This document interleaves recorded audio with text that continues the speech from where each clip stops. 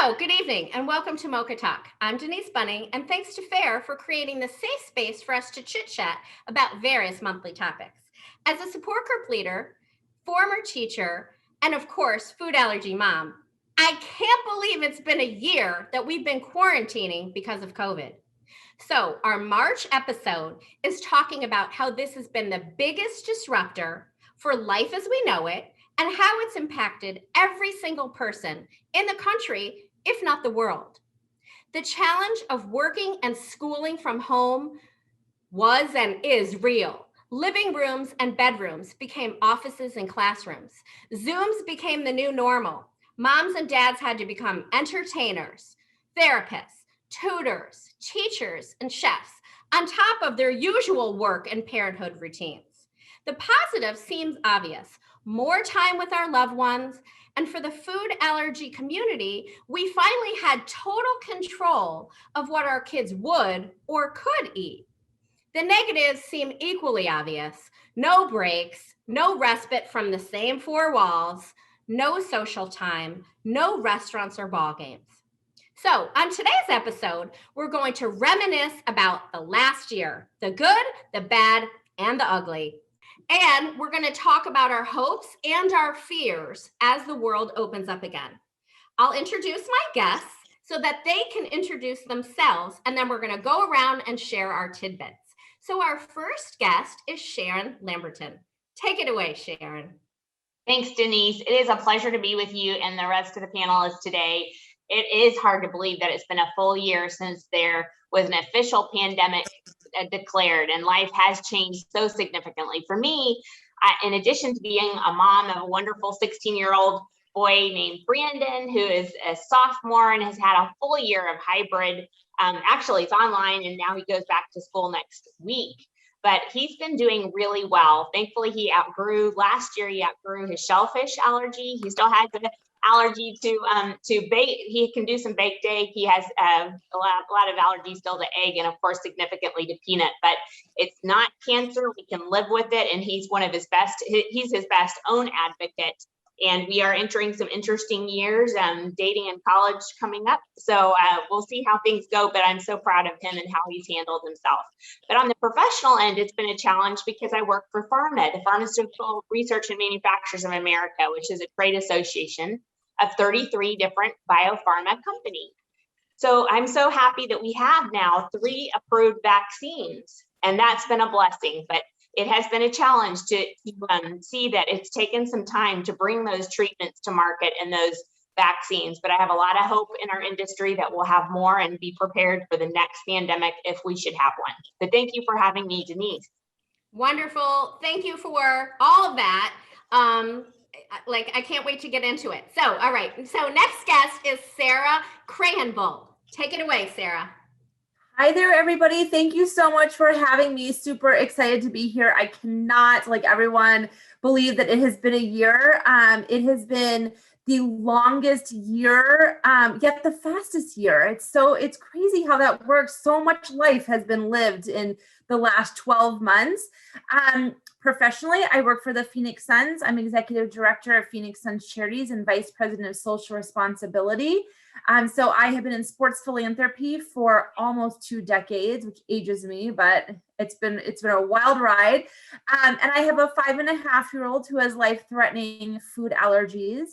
And we had some concerns locally here in Phoenix, Arizona, about administering epinephrine in our schools and with our first responders. And I knew we needed some help, so I called FAIR. And next thing you know, I'm on the advisory council and advocacy board, and that led me to here today. So I'm super excited to have this conversation and dialogue with you all. Fantastic. Wonderful. Thank you so much for all of that. And then our last guest, and without further ado, Rob Lowe. Take it away, Rob. Thank you. Thank you, Denise. I'm Rob Lowe, Rob Lowe, not the Rob Lowe. I live here in Chicago with my wife and son, Harry. We are founders of an allergy-free food brand called Hungry Harry's. We've been going about 1.5 years now. The last year has been extraordinary. The older you get, every year that passes feels like 2. Well, this last one felt like about 5 or 6. So that's one of the things that I really noticed. The other thing I've noticed is our boy Harry hadn't quite finished elementary school, so he had a virtual graduation, and he started high school, but he's never set foot through the door. Yeah. And so one of the first things, and we don't go back to school, he doesn't go back to school for probably another 3 or 4 weeks in person.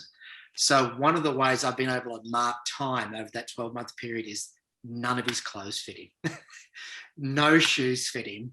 Sometime this weekend or next weekend, we're not just school uniform, we're just going to have to buy everything for him because he's been hanging around in pajamas and t-shirts for over a year. Wonderful. Okay, so let's get to it. So our first question is, where were you 1 year ago? What was the immediate impact and thoughts in your world? So we'll start with Sharon.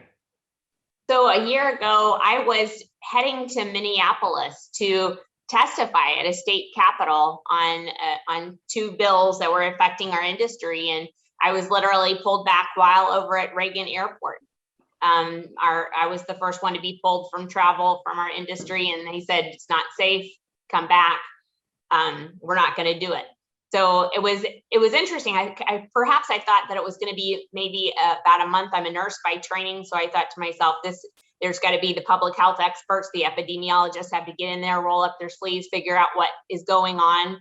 I knew that what we had seen in China was going to be moving over to the US just because of my training and what I've learned and done with my nursing career. But I didn't realize how significantly it would change how we work, how we interact with each other. I didn't realize how much I would miss seeing people. I get a lot of energy from being with people, and Zoom I know that's you too, Denise. And it's hard because you miss that on Zoom. You can get that to a degree, but I really missed that. So last year it was really filled, the words I guess were uncertainty, trying to keep anxiety low. I'm not an anxious person by nature, but I found myself increasingly anxious and needing a regimen of exercise, of meditation, of prayer, and just some semblance of normalcy that I could predict what would happen the next day. So true. Like, couldn't agree more. And obviously, yes, I'm a people person and a talker. That's not a shocker to anybody. So yes, very much agree. Okay, how about you, Sarah? Yeah, I'm getting a little emotional thinking about, what it was like a year ago today and what we didn't know what was on the horizon for all of us. So this day last year, we were watching the news, obviously, in the office. And then a year ago tonight, our first NBA team had canceled a game. In the middle of the game, they came out and said, fans, players, everyone needs to go home. And then it was just the snowball effect. Disneyland is shutting down. Like, it was just like this snowball on the news. And then a year ago tomorrow, our president called us down and gave us it was a Thursday, and he gave us our pep talk and said, we're going to get through this. And tomorrow's Friday, take the day off. We'll see you all on Monday. And I remember going back to my office and, talking amongst my team members and said, take your stuff home because I don't know when we're coming back. And we did. Everyone took their stuff. And I was like, Sharon, I thought it was going to be 3 weeks, a month. Like, what do I know? And, we've just started, a year later going back. It was interesting because right away, being in philanthropy, I started getting a lot of phone calls from our local market, and things where, for the first time in my career, like, money couldn't solve the problems that were happening locally of kids, not having access to food, because they were being fed by schools. I had our local food bank, St. Vincent de Paul, call and say that they didn't have bread to serve, the homeless, or all these families that were now out of work and out of school, and responding, well, how much does bread cost? It's 79 cents a loaf. Like, let me just give you a check. And they're like, no, like, we can't get bread. Like, we need help. And it was nonstop. It was the hospitals calling, they can't get sanitizer, and all the first responders have no place to send their kids. And so Boys and Girls Clubs are, trying to open. It was crazy. It was madness. And trying to figure out how to navigate that and use the resources that we did have to impact the community and give the biggest reach that we could. That was my life 1 year ago today. Certainly not light. And again, I think that all of us are, you share the stories, and it's easy to get emotional because you think about what we've done, and it is the good, the bad, and the ugly, because there's so much good and so much bad and so much ugly. And so, it is important to take the time to reflect. How about you, Rob?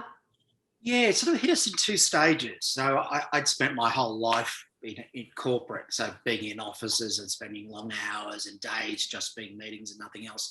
But that's a few years ago. We were working from home on this business. So it wasn't as obvious for us, as it was for Sarah and Sharon. So we were working from home. That was okay. We had friends and family members from Australia that were with us. And we started to hear that flights were being cancelled, and they had a few more trips to do. They were just visiting us on the weekend. We said, we think you should get home. You should check with the customers that you're going to see. Do they still want to see you? And sure enough, they said, no, we're not taking any visitors, so you may as well head home. And I think my cousin was on the second or third last flight back to Sydney, which I thought was interesting. And then my wife's in-laws, one of them is an epidemiologist in Australia. And he said, this is back in March, he said, it's going to be 2 years. It could easily be 2 years. This isn't a 3-month thing, because they obviously knew more than most people did. He said, be prepared to lock down. And that's when it started to dawn on me. And the next thing was Harry wasn't going back to school. And it was like, oh, okay, this is serious and this is long term. So for us, it was the change wasn't as black and white, but the penny soon dropped. Yeah, it's interesting. So for me, I was actually visiting my goddaughter in Boston for her surprise engagement. So while that was wonderful and exciting, by the time, I left 2 days later, and again, it was like, get home, and Chicago was completely locked down. And so that was just bizarre, and that was the last trip I've taken. And I feel really, as a family, we were super lucky. Both our sons, who are in their 20s, were able to be home and locked down with us. So I was so thankful for that. But I know other families, again, like the balance of who are you with? How did you handle it? It's just like bonkers, complete craziness. Okay, so second question. What do you hope will be a permanent change? Like working from home, part-time school, virtual, just toss in whatever comes to your head. So we'll start with you again, Sharon. I think the option for more flexibility within the workplace. I'm hoping that's going to be more of a permanent change. And I think our meetings that we do have now, even though they seem like they're filling every minute of every day, I think we're finding that we are making ourselves make it more purposeful. We try to allocate 45 minutes, but try to get it done in 20. Get to the point without missing that personal connection and that exchange that needs to happen in that dialogue, but really get to the point and use the time as meaningful as you can in the most meaningful way and getting to the point. Okay, how about you, Sarah? Yeah, so I was going to say the same around meetings. While I am also an extrovert, so I don't love the Zoom, I have to say how efficient it has made me. I used to have coffee meetings every morning of the week. And, it's 30 minutes to get there. You sit there for an hour and then 30 minutes to get back to the office. So now I'm 2 hours into a meeting where this, to Sharon's point, like get in, get it done, get out. Like you're definitely able to fit a lot more interaction in throughout the day. So I hope conference calls go away and Zoom is in. Couldn't agree with you more. How about you, Rob? Yeah, I think this pandemic has just accelerated trends that were already in place, whether they be good or whether they be bad. But we're talking about the positive. So I'm kind of thankful for it in some ways. So the meeting one is obvious. The commute. If you live in a major city, it's a whole lot easier to get around it now than it was before. And that makes your city all the more livable and all the more lovely. We're lucky we're in Chicago. It's a great place, but it's just easy to get around now. Also, too, I think people, it's a good thing from a talent point of view. People get autonomy. When they get autonomy, they work better. If you treat people like adults, they behave like adults, There's probably a generation, an old man generation, that used to worry about having people work remotely. And I think they've been forced into changing their view on that. And I think it's been a positive thing. I think people have done the best work that they've ever done in their careers over the last year. And I think that's awesome. So I think autonomy, freedom to move, more balanced family time and work time. It'll be grey areas. It won't be as regimented, like I'm away during the day and I'm home at night.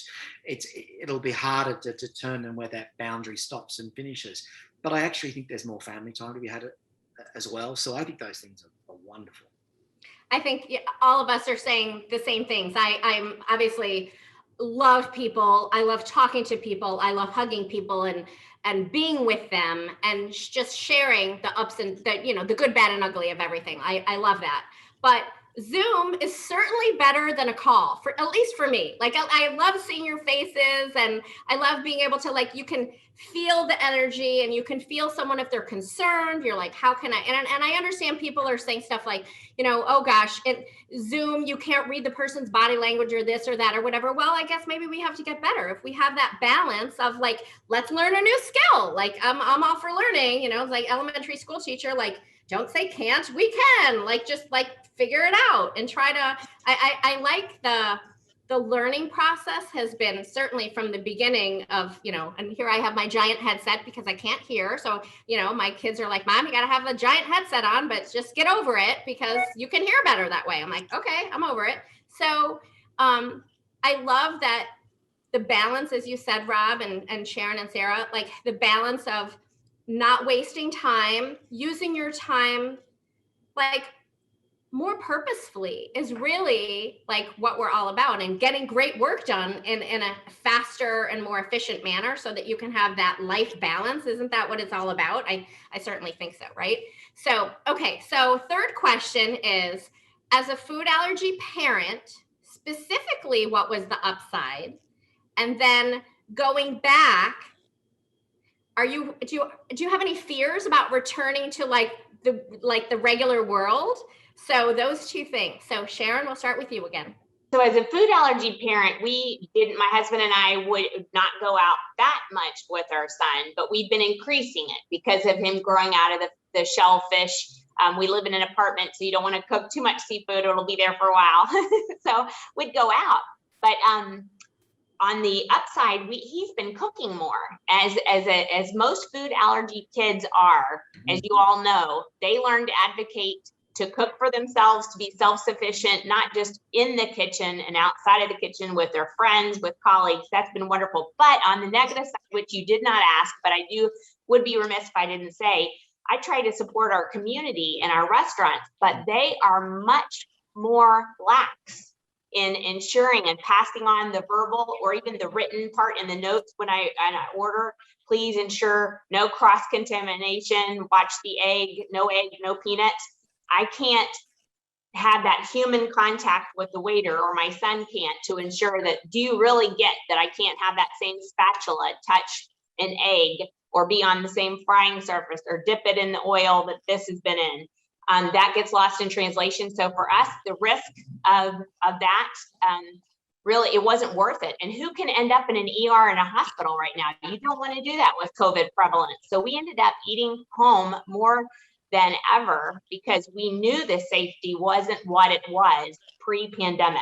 Sorry, I know that wasn't part of your question, but it was. No, absolutely. I mean, this is what people want to know. We want to know, that's exactly. It's what was the good, what was the bad, and what didn't you think of, or maybe you did think of it, or you were like, crap, I can't believe this is happening. So, and we had an incident. We had an incident, unfortunately, from one of those restaurants, and thankfully we were able to resolve it at home. I am an ER nurse. We got out all the tools here, but sometimes you do need to go to the hospital, the ER. He ended up in the ICU for 3 days with 3 bites of egg when he was little. So, life-threatening is, you guys know it, I'm preaching to the choir, but you don't want to mess with food allergies in the pandemic. And it makes you all the more anxious as a parent or a food allergy patient when you know there is a pandemic, when you would have to enter the ER doors by yourself, you do have to say goodbye to your parents and trust the healthcare staff, which are incredible. But there's just, that's a whole new level of anxiety I wasn't prepared for.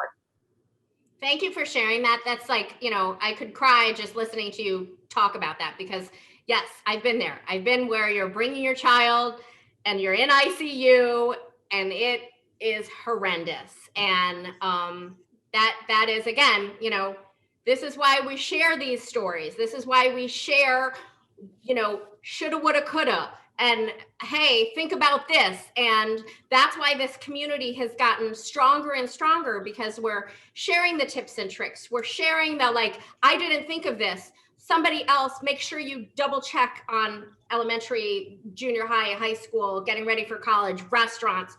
So critically important. So Sharon, thank you. So he's okay. He is. And when I went back to explain to the server, who I actually picked up the bag of food and double checked it verbally to make sure that it had no egg. But when I came back and I said, what could have happened? Because I think they know they're not going to see you. You're going to pick up your bag and you're going to leave. So there'll be no complaints to the manager. They won't see any negative consequences that happen to you as a patient. And, I want to believe the best in people, but some people are like, good, I don't know. I think there's no egg. I'll just tell him no. And that was to our detriment, but thankfully he was healthy and safe. But it is something we have to be vigilant, especially during this pandemic, when you don't want to be in the ER and they're triaging for the most critical of patients. This is not the time to have a food allergy incident. Every time, double check. It's like my rule of 3: read it when you buy it, read it when you're putting it away, read it when you feed it. And those 3, it doesn't matter if you're at the grocery store or if you're at a restaurant, got to do the rule of 3. Okay. Flipping down to you, Sarah.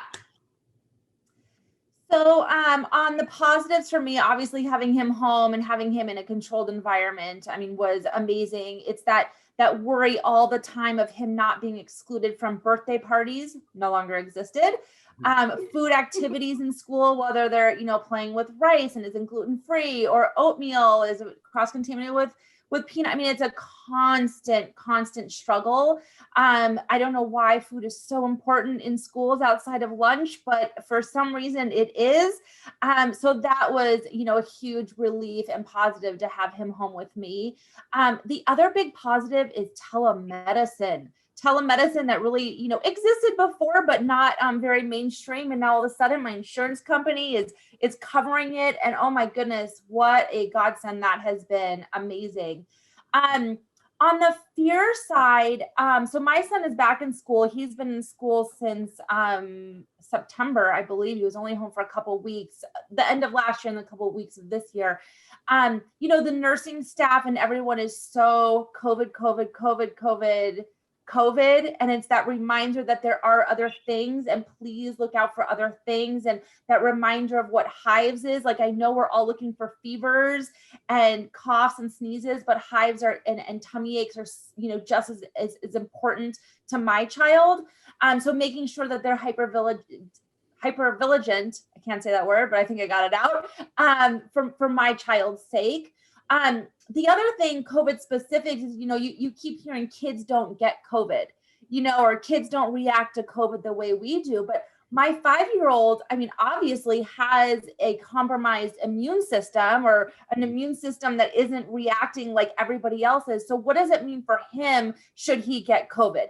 Luckily, knock on wood, we have not entered the asthma world yet, because I know they go hand in hand, and we have not done that yet. But if he got it, could this bring out asthma? And, does he have an asthma attack? And I'm not even prepared for that. What does it look like? So that was a whole new fear that people, they don't know, right? And they mean well, kids don't get COVID.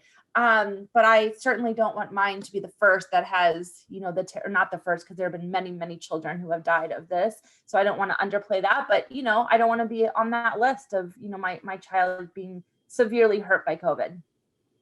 Absolutely. It's real. It's the fear is real. The anxiety is real. And Sharon, it was interesting when you were talking before, when you said, like, I'm not an anxious person. Like, I think that so many people, their mental health issues are like before COVID, they were on the rise, right? Okay, so it's, and again, here we go. We're in the food allergy community and the social, emotional health, safety, feeling good about yourself, feeling safe, but then all of a sudden, tossing the, just great, just add it onto the pile, right? And so thinking about how to handle our own stress and our own like fears and not pass it on to the kids or those that were around. And so I think that it's a lot to handle, but I certainly appreciate like us sharing and being super open about how we're feeling, because to me, that's how you connect with somebody. Like, hey, you said something and that really like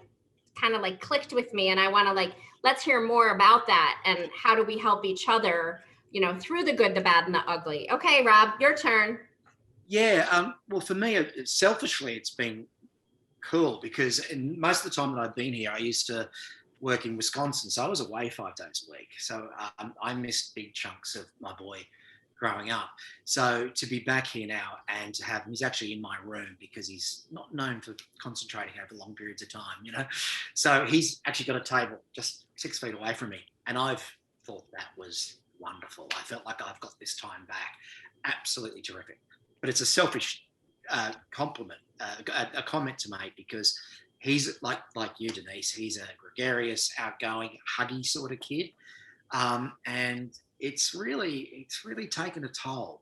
And he doesn't learn well on the computer, so he needs to get back. He desperately needs to get back, and I'm worried about, like any parent is, yes, he's been under control whilst he's been here and been able to monitor food closely and what have you.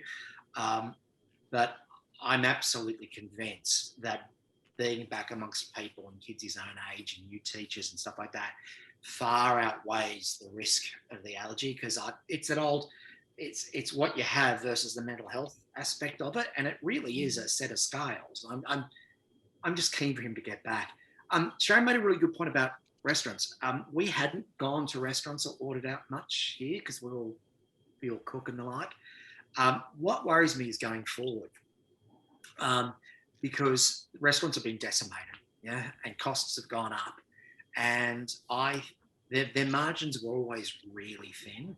So I worry over the next 3 or 4 years, a lot of the advances that we've made with restaurants in terms of being aware of these things and going to extra cost and extra trouble to try and protect patrons that have got food allergies, I worry that may slip as it gets harder to survive in the restaurant industry post-COVID. So I hadn't thought about what Sharon said, and that's extraordinary.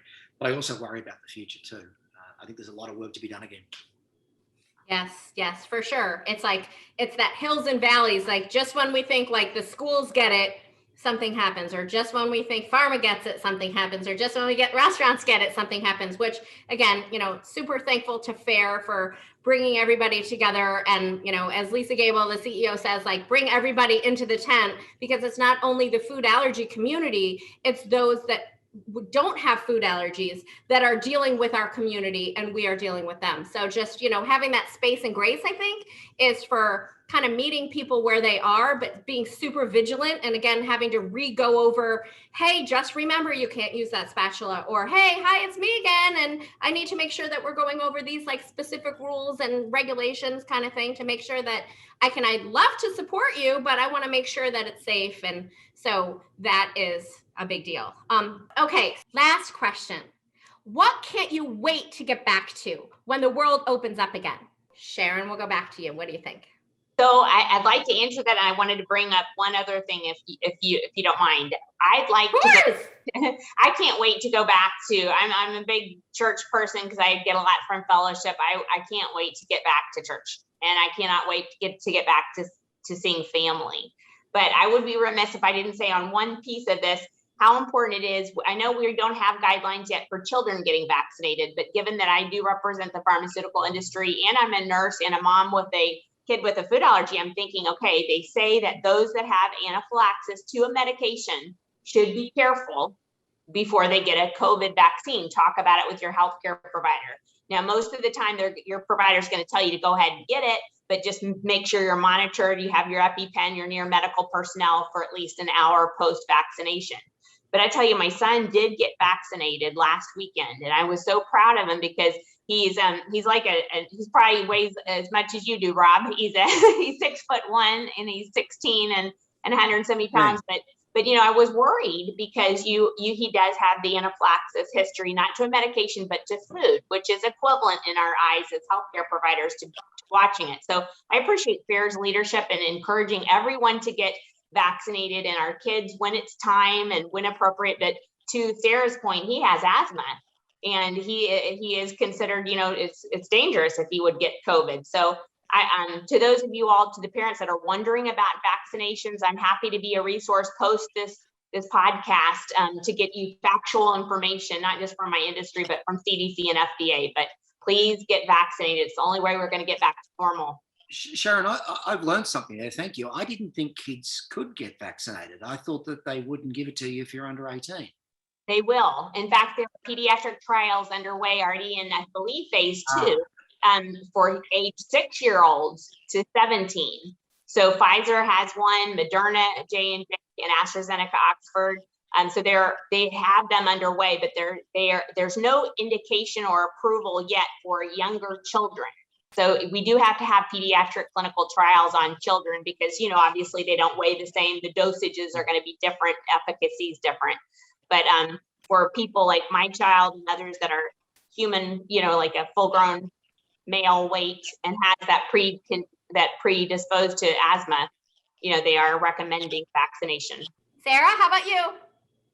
This one is super easy for me. I can't wait to go to a full basketball arena with 18,000 roaring, screaming fans. Rob?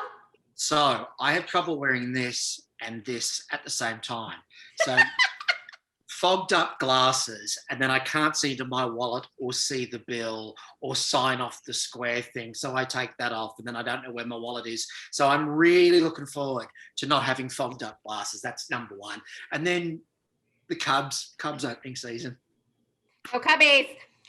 So, okay, holy cow. I cannot wait to see my closest friends and like just attack them with the biggest, most gigantic hug and kisses because I just miss people so much. Definitely going to rejoin my gym because I love working out around, and my family's been great, but the four walls and it's the same. And even with the 80s music just doesn't, I need people. I need all kinds of people around me and saying hello to everyone. So definitely that. And then I cannot wait to go to a restaurant and be obviously supporting my community, but of course in a very safe manner. So it has been such an amazing pleasure and honor that you guys all took the time to be with me and to share like the good, the bad, the ugly. And I really appreciate that you were so forthcoming with your feelings, because I think that that's the only way that we can help each other in the community and outside of the community as well. So thank you for taking the time to do that and to be willing to share your true feelings. So thank you for that. As always, I'm sending everybody love, laughter, gratitude, rainbows. And I really look forward to seeing everyone again next month for next month's MOCHA Talk. So take care, everyone. Stay safe. Bye-bye. Thanks, Denise. Bye, everybody. Thank you, Denise. Bye. Nice to meet you guys.